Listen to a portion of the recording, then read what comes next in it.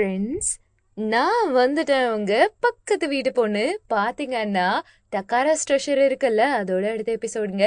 கதையுடைய ஸ்டார்டிங்ல டக்காரா இருக்கான்ல, வெக்கேஷன்லாம் முடிச்சுட்டு வீட்டுல இருக்கான். ஜாலியா தண்ணி குடிச்சிட்டு அப்படியே நகர்ந்துட்டு இருக்கும் போது அவன் ஏதோ ஓவர் கோட்டையோ எதையோ எடுத்து மடிக்கும் போது கவாய் மோமோன்னு யாரோ கூப்பிட்டுட்டு இருக்காங்க. அதை பார்த்துட்டே இருக்கான்.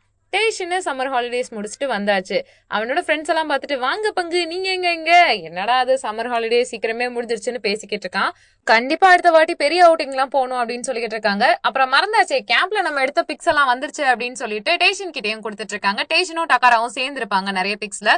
அதை அவன் பார்த்து ரசிச்சுக்கிட்டு இருக்கான். அவனுக்குன்னா சந்தோஷம் தாங்கவே முடியல. அப்ப பக்கத்துல ஒரு பொண்ணு வந்து என்ன சொல்லுவான்னா, அப்படியே சீனியர் செம்ம ஹேண்ட்ஸமா இருக்காருலன்னு. ஆமா, நல்லா இருக்காரு.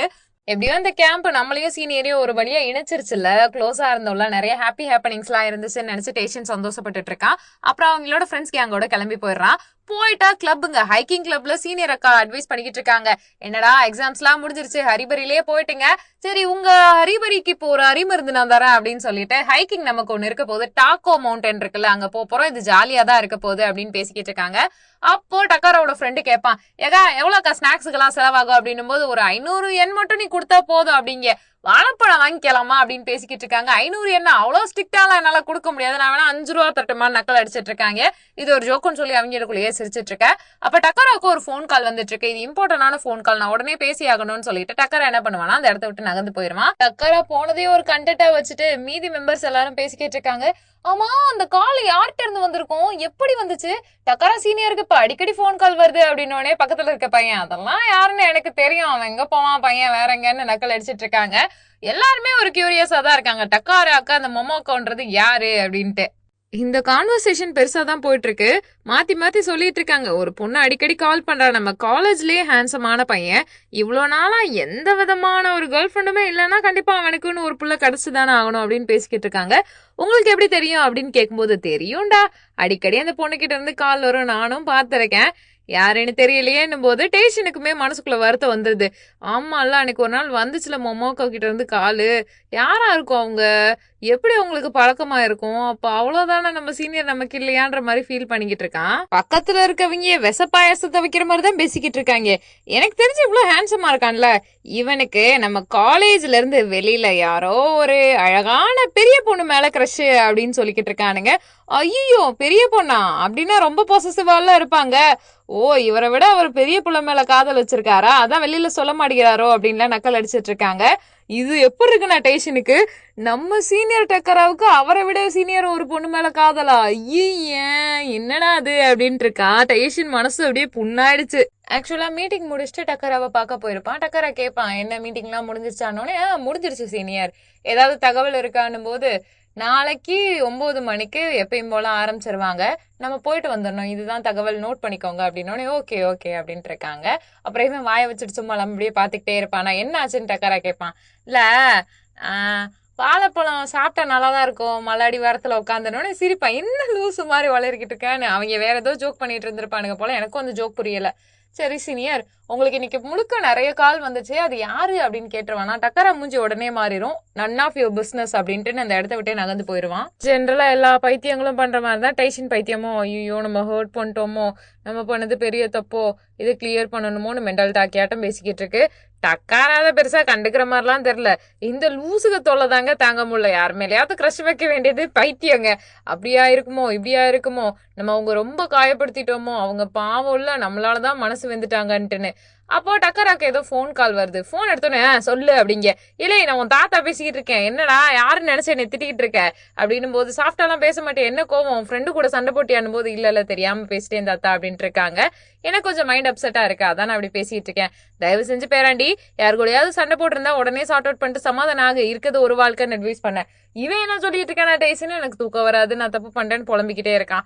நெக்ஸ்ட் டே ஆகுதா, எப்பயும் போல வீட்டை பூட்டிட்டு நம்ம போயிட்டு இன்னைக்கு சீனியர் டக்கரா கிட்ட எல்லாத்தையும் கிளியர் பண்ணிடட்டும் அப்பாவி ஆட்டம் கிளம்பிக்கிட்டு இருக்கான். அப்ப போன் இருக்குல்ல, அதை எடுத்து பார்த்தாதான் தெரிய வருது, எனக்கு இன்னைக்கு சளி பிடிச்சிருக்கு, நான் வரல அப்படின்னு சொல்ல. குரூப்ல மெசேஜ், டக்கரா வரலையா, போச்சு அவர்ல இப்ப போன் பண்ணா டிஸ்டர்பன்ஸ் ஆயிருக்குமோலாம் மெசேஜஸ் பார்க்க இவனுக்கு ஒரே வருத்தம். டக்காருக்கு ஒருவேளை மூச்சு விட முடியலன்னா என்ன ஆகும், தனியா இருந்து யாராவது டிஸ்டர்ப் பண்றா என்ன பண்றது, ஒருவேளை அவர் செத்துட்டா என்ன பண்றது, ஹெல்ப்புக்கு இல்லாம நாம இந்த இடத்துல உதவி பண்ணணும் அப்படின்னு சொல்லிட்டு டிப்பிக்கலா நம்ம கிரஷ் வச்சிருந்தோம்னாலோ இல்ல ஒன் சைடா யாரையாவது லவ் பண்ணாலோ நம்ம தேவை இருக்கதா நம்மளே பைத்தியக்காரத்தனமா பண்ணுவோம்ல, அதே மாதிரிதான்.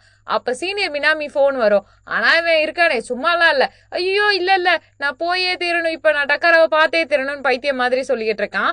அது மட்டும் இல்லாம குரூப் மெசேஜ்லயே அவன் பெருசா கண்டுக்கவே இல்ல. டக்காரா ரொம்ப சீன் போடுற மாதிரி இருக்கு, அவனுக்குள்ள பெரிய ரகசியம் இருக்க மாதிரி. டக்காராக்கு தேவையான திங்ஸ் வாங்கிட்டு போயிட்டு அப்படி பாக்குறாரா மைனர். அங்க போய் பார்த்தா டக்காரா யாரோ ஒரு பொண்ணு கூட ஃபைட் பண்ணிட்டு இருக்கான். அந்த பொண்ணு இவனை மானக்கேட கிழிச்சிட்டு இருக்கு. நீ கோல் ஹார்ட்டட் கெட்டவன், ஒருத்தருக்கு உதவி தேவைப்படும் போது கூட உதவி பண்ண மாட்டியா, ஏன் இப்படி பண்ற அப்படின்னும் போது நீ தான் இங்க வந்து ஷோ ஆஃப் பண்ணிட்டு இருக்க, ஹானஸ்டா சொல்லணும்னா நம்ம கிட்ட எதுவும் பேசுறதுக்கு இல்ல அப்படின்னு சொல்லி டக்காரா சொல்லுவான்.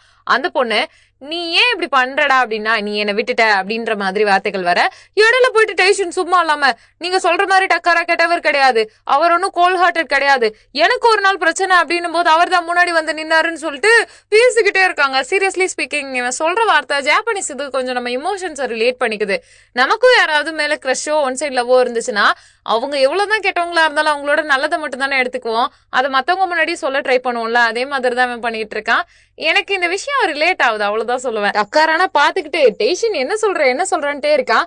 இவர் ரொம்ப நல்லவர், எனக்கு ஒரு வாட்டி கால்ல ஆங்கிள் விழுந்துருச்சு, அப்ப இவர் ஹெல்ப் பண்ணாரு, அது மட்டும் இல்லாம நான் அழுதுட்டு இருக்கப்ப என்ன சமாதானப்படுத்தினாரு, இதை விட முக்கியமான விஷயம் என்கிட்ட ஒரு அங்கிள் தப்பா நடந்துக்க வந்தாங்க, அப்பயும் இவர் தான் துணையா இருந்தாரு, எனக்கு எப்ப பிரச்சனை இருக்கோ அப்பெல்லாம் இவர் வந்திருக்காரு, உங்களுக்கு புரியுதா இல்லையான்னு தெரியல, நீங்க நினைக்கிற மாதிரி கிடையாது, இவருக்கு உடம்பு சரியில்லை, நான் அவரை பாத்துக்கணும்னு நினைக்கிறேன், நீங்க இந்த இடத்த விட்டு போங்கக்கா அப்படின்னு ரொம்பவுமே பேசிட்டு இருக்கான். இதெல்லாம் பார்த்து நான் சொன்னதெல்லாம் உனக்கு புரிஞ்சுச்சா, இந்த இடத்த விட்டு நீ முதல்ல போ, தேவையில்லாம ஓவர் சீன் கிரியேட் பண்ணாத அப்படின்னு சொல்லிட்டு டக்காரா பேசிக்கிட்டு இருக்க. அந்த பொண்ணை பார்த்தா அவனுக்கு ஒரு சந்தோஷம் வர, ஆனா மறுபடியும் முதல்ல இருந்து நீ சரியான கோல் ஹார்ட்டட், சரியான கோல் பிளட்டட் அப்படின்னு சொல்லிட்டு அந்த அம்மா கத்திக்கிட்டே இருக்கு. இதுல கொடுமை என்னன்னா, என்ன நீங்க சும்மா இப்படியே சொல்லிக்கிட்டு இருக்கீங்க அப்படின்ட்டு கடுப்பாயிட்டே இருக்கா. அந்த அம்மா போகுது, இவன் வந்து டென்ஷன் ஆயிட்டு யார் இந்த பொம்பளை ஓவரா பேசிக்கிட்டு இருக்கு, நானும் பார்த்துட்டு இருக்கேன்ட்டு அப்படியே ஒரு மாதிரி இங்க ஒரு ஏய் அப்படின்ற மாதிரி விரட்டிட்டு இருப்பான். இதெல்லாம் பார்த்துட்டு நிப்பாட்டு ஒண்ணும் இல்ல இங்க வா உள்ளவான்ட்டு டெய்ஷனை உள்ள கூட்டு போக, யார் அவங்க சொல்லுங்க போது அவங்கதான் எங்களோட அம்மா அப்படின்னு சொல்ல, இவன் ஆத்தி மாமியார்ட்டியா உரண்டை எழுத்துட்டு இருந்தோம். நானே என்ன நினைச்சேன்னா சீனியர் பொண்ணு யாரோ லவ் பண்ண பொண்ணா அப்படின்னு நினைச்சிட்டு இருந்தேன். கடைசியில பார்த்தா அந்த பையனோட அம்மா தான் அது. உள்ள போயிட்டு இருள அடிச்ச மாதிரியே உட்காந்துருக்கான் டெய்ஷனு. இன்னும் பயந்துட்டு தான் இருக்கியா, அம்மா நீங்க உங்க அம்மா கிட்ட ரூடா தான் நடந்துக்குவீங்களான்னு போது அது ஏன் கதை, சரி நீ எதுக்கு முதல்ல இங்க வந்த, நான் வேணா உங்க அம்மா கிட்ட போயிட்டு சாரி கேட்டுட்டு வந்துருவா அப்படின்னு போது ஒன்னும் தேவையில்ல உட்காரு, முதல்ல சொல்லு அப்படின்னா, உங்களுக்கு கோல்டு பிடிச்சிருக்குன்னு சொன்னீங்களா குரூப்ல, அதனாலதான் நான் உங்களை பார்க்க வந்தேன், என்கிட்ட மெடிசின்ஸ் காய்கறி எல்லாமே இருக்கு பாத்துக்கோங்க அப்படின்னு தான் சொல்லிட்டு இருப்பானா.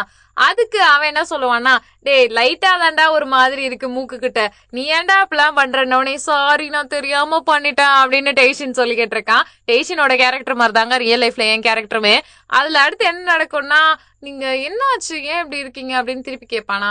ஒன்னும் இல்ல, நீ எங்க அம்மாவோட ரொம்ப மதர்லியா இருக்கே, எங்க அம்மா கூட இப்பெல்லாம் என்கிட்ட நடந்துகிட்டதே இல்ல அப்படின்னோடனே, அப்படியா ஏன் அப்படின்னு கேட்பான். ஏன் அந்த போர் அடிக்கிற கதையெல்லாம் உங்ககிட்ட சொல்லி நான் இருக்க விரும்பல, ஆனா நீங்க சொல்லிதான் ஆகணும், உங்களை பத்தி எல்லா விஷயமும் நான் தெரிஞ்சுக்கணும் அப்படின்னு உரிமையா ஏதோ ஒய்ஃப் மாதிரி டென்ஷன் கேட்க டக்காரா அப்படியே சொல்ல ஆரம்பிக்கிறான். சின்ன வயசுல இருந்து எங்க அம்மாக்கும் அப்பாவுக்கும் செட் ஆகவே ஆகாது, அவங்க டிவோர்ஸ் பண்ணிட்டாங்க, எப்பா பாரு அடிச்சுட்டு செத்துக்கிட்டே கிடப்பாங்க, நான் காதை மூடிட்டு அப்படியே பெக்கன்னு பாத்துட்டு இருப்பேன். கியூட்டான குழந்தை டக்காரா அழகா இருக்கான்ல, அதுவும் குழந்தை பொண்ணு ட்ரெஸ் போட்டிருக்காங்க, எனக்கு ரொம்ப பிடிச்சிருக்கு.